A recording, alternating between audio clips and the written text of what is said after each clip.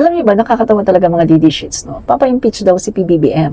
Ang sagot ko naman, paano niyo may papa-impeach ang isang tao, ang isang presidente ng Pilipinas na siya lang naman ang nagtatanggol sa bansa natin mula sa aggression ng China sa West Philippine Sea. Na siya lang naman yung nagtatanggol sa ating mga teritoryo at mga karagatan sa palibot ng ating bansa.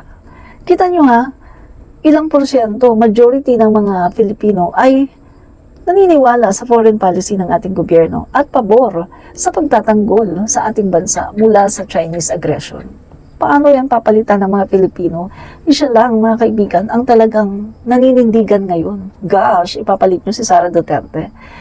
Kita nyo nga yung stand ni Sara Duterte dito sa China. Pagdating sa China, hindi niya kayang batikusin ang China. Baw lang siya ng baw. At kita nyo naman, no comment kahit na hinaharas na ang ating mga mangingisda, ang ating Coast Guard, Philippine Navy, at meron pang naputulan ng kamay, pero wala, hindi man lang niya nakondena ang China.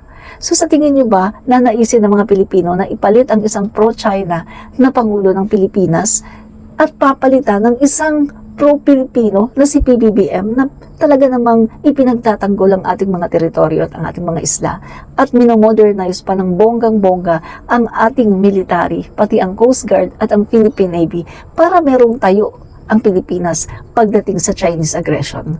So sa tingin niyo, papayag ang mga Pilipino na may pa-impeach ang isang Pangulo na ngayon nga lang tayo nagkaroon ng ganyang Pangulo after 6 years na humimod si Duterte sa puwet ni Xi Jinping at gusto na tayo na gawin na province of China. Nakita niyo naman siguro, di ba, ang resulta? Pogo, ginawa pa ni Duterte na ang Pogo ay maging legal sa Pilipinas at naging dahilan ng pagdami ng mga krimen. Andyan yung human trafficking, sex trafficking, nandyan yung love scam, at marami pang iba. Di ba? So, mga kaibigan, hindi gugustuhin ng mga Pilipino na ibalik ang isang Duterte. Papalitan ng ating Pangulo ng isang Duterte. Kaya, yung sinasabi yung impeach PBBM, wow, matulog na lang kayo. Advice ko sa inyo, matulog kayo dahil sa inyong panaginip, natitiyak ko, pwedeng maging Pangulo ang inyong Sara Duterte. Pero sa tunay na buhay, hindi siya pwede, hindi siya po pwede na maging Pangulo dahil kita niyo naman kita niyo na nga, di ba, bagsak na nga yung trust rating niya. Ibig sabihin, wala ng tiwala ang mga Pilipino kay Lucring dahil nga sa kanyang mga katiwalian, sa confidential funds at sa kanilang pro-China policy, pro-communist policy, di ba? So, hindi gugustuhin ng taong bayan na mapalitan ang isang PBBM, ang isang Marcos, dahil ngayon lang tayo ulit na talagang tumutungo sa tamang landas yung ating foreign policy. Kita niyo naman sa panahon ni Duterte, saan lang tayo nakipag-friendship sa China at sa Russia. Tapos, inaway natin ang Amerika, inaway ang iba-ibang mga bansa sa Europa at etc. At dito lang tayo nakapag-friendship dito sa China at sa Russia, no? So mga kaibigan, kitang-kita ng mga tao na maganda po ang takbo ng ating bansa ngayon. Ano lang naman po nangyayari? Nagkakaroon ng kaguluhan dahil po sa mga Dutertes. Sila ang nanggugulo sa ating bansa at sila din ang naging dahilan kung bakit medyo gumaganon po yung ating ekonomiya.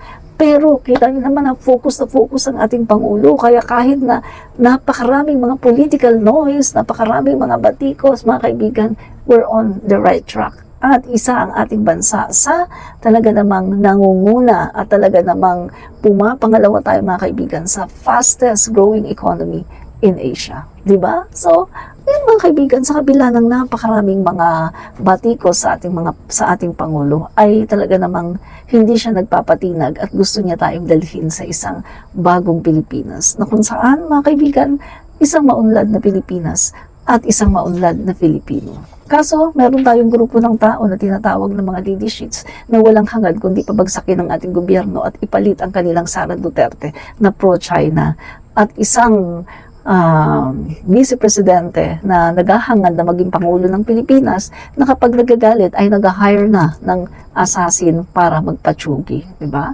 So mga kaibigan, hindi gugustuhin ng mga Pilipino. Yung mga yan, yung mga nagre-reklamo ngayon, tanungin mo yung mga yan, no?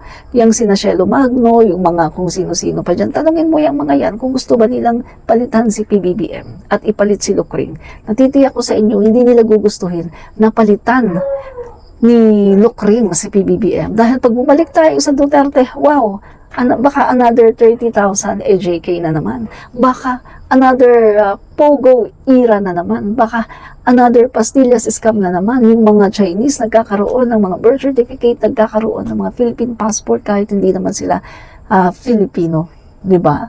So, napakaraming mga bagay na dapat nating i-consider. Yung sinasabi nila na budget na yan, gosh, that is a budget number lang yan.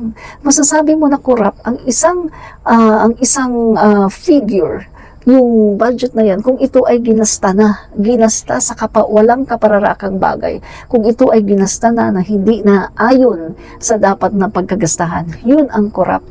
Pero as long as yan ay nananatiling figure pa lang at nananatiling number pa lang yan at hindi pa yan nagagastos, so, wala pang korupsyon dyan. Hindi mo ba yan masasabi na corrupt? Gaano man kaliit, gaano man kalaki ang isang budget, there's no such thing as corrupt budget. Mga kaibigan, wala pong corrupt budget. Ang meron po ay mga corrupt na tao na gumagastos ng walang kapararakan doon sa kanilang budget. I'm referring about Lucring. O, tingnan yung ginawa ni Lucring, di ba? Yan ang corrupt. Kasi yung kanyang confidential funds ay ginastos sa walang kapararakang bagay at hindi maayos na pagpoproseso ng paglalabas ng pera at pagdi-disburse ng pera at yung mga resibo ay mga gawa-gawa lang, mga peking pangalan. Yan ang masasabi mo, merong korupsyon. Pero sasabihin mo ng isang budget, corrupt, there's no such thing as corrupt na budget. Walang ganun, no? Maghanap kayo sa dictionary at tingnan nyo sa dictionary kung meron bang definition, kung meron ba dyang a certain corrupt budget. Tingnan nyo kung meron. Ang pagkakaalam ko, corrupt na tao ang meron at corrupt na paggasta. Pero hanggang yan, ang budget na yan ay nananatiling figure at hindi pa nagagalaw at hindi pa na-execute yung mga dapat na pagkagastusan dyan. At wala namang mga katiwalian, ginastos naman yan sa tamang pagkakagastusan, then walang corrupt dyan. Yan ang katotohanan. The truth and nothing but the truth na tinitwist po ng mga DD sheets at ng mga anti-Marcos. No? Dito lang tayo sa totoo. Dito lang tayo sa katotohanan. God is watching us. Alam niya ang iyong pagsisinungaling. Lagot ka, baka mamaya isang araw mag-boomerang na lang sa'yo lahat ng ginagawa mo. Ang karma ay digital na. Fight fake news, expose the truth. Admin Rich po, Comentarista. Bye and God bless.